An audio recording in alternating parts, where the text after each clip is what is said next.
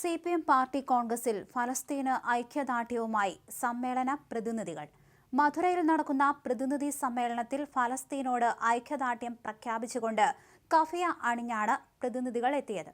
മുഖ്യമന്ത്രി Pinarayi Vijayan, Prakash Karat, Brinda Karat, MA baby അടക്കമുള്ള നേതാക്കളെല്ലാം കഫിയ ധരിച്ച് ഫലസ്തീൻ അനുകൂല മുദ്രാവാക്യം മുഴക്കി. സയണിസത്തിനെതിരെയും സാമ്രാജ്യത്വത്തിനെതിരെയും പ്രതിനിധികൾ മുദ്രാവാക്യം വിളിക്കുകയും ചെയ്തു. ഫലസ്തീന് പിന്തുണ അറിയിച്ച് പ്രമേയവും അവതരിപ്പിച്ചു. പോളിറ്റ് ബ്യൂറോ അംഗം MA ബേബി പ്രമേയം അവതരിപ്പിച്ചു. ഗസയിൽ ഇസ്രായേൽ നടത്തിയത് വംശഹത്യയാണെന്ന് പ്രമേയത്തിൽ പറയുന്നു.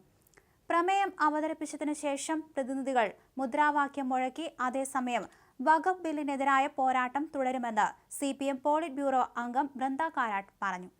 പാർലമെന്റിൽ CPM ശക്തമായ വിയോജിപ്പ് രേഖപ്പെടുത്തി. പാർലമെന്റിന് പുറത്തും CPM ശക്തമായ പ്രതിഷേധം തുടരുമെന്ന് ബൃന്ദ കാരാട്ട് പറഞ്ഞു. 24-ാം പാർട്ടി കോൺഗ്രസിൽ വെള്ളിയാഴ്ച പൊതുചർച്ചയ്ക്ക് CPM polit bureau coordinator Prakash Karat മറുപടി നൽകും. വ്യാഴാഴ്ച ഫെഡറലിസം ഇന്ത്യയുടെ കരുത്ത് എന്ന വിഷയത്തിൽ സെമിനാർ സംഘടിപ്പിച്ചിരുന്നു. രാജ്യത്ത് ജനാധിപത്യം നിലനിൽക്കണമെങ്കിൽ ഫെഡറലിസം സംരക്ഷിക്കപ്പെടണമെന്ന് പ്രകാശ് കാരാട്ട് സെമിനാറിൽ അഭിപ്രായപ്പെട്ടു. മുഖ്യമന്ത്രിമാരായ പിണറായി വിജയൻ, NK സ്റ്റാലിൻ തുടങ്ങിയവർ സെമിനാറിൽ പങ്കെടുത്തു. അതേസമയം കേരള മോഡൽ ഉയർത്തിക്കാണിച്ചുള്ള പ്രമേയം ഇന്ന് CPM പാർട്ടി കോൺഗ്രസിൽ അവതരിപ്പിക്കും. കേരള സർക്കാരിനെ സാമ്പത്തികമായി ഞെരുക്കുന്ന കേന്ദ്ര സർക്കാരിനെതിരെയാണ് പ്രമേയം. കേരള സർക്കാരിന്റെ നേട്ടങ്ങൾ രാജ്യവ്യാപകമായി ഉയർത്തിക്കാണിച്ച് പ്രചരണം നടത്തണമെന്നും പ്രമേയം ആവശ്യപ്പെടും. CPM പാർട്ടി കോൺഗ്രസ് പൊതുചർച്ചയിൽ കേരളത്തിലെ ഭരണത്തിന് പ്രശംസ. തുടർച്ചയായി ഭരണം നേടിയത് കേരളത്തിലെ പാർട്ടിയുടെ വിജയമെന്നാണ് ജാർഖണ്ഡിൽ നിന്നുള്ള പ്രതിനിധിയുടെ പരാമർശം. പാർട്ടിയിൽ കൂടുതൽ സ്ത്രീ പങ്കാളിത്തം ഉറപ്പിക്കാൻ സാധിച്ചിട്ടില്ലെന്ന് തെലങ്കാനയിൽ നിന്നുള്ള പ്രതിനിധി വിമർശിച്ചു.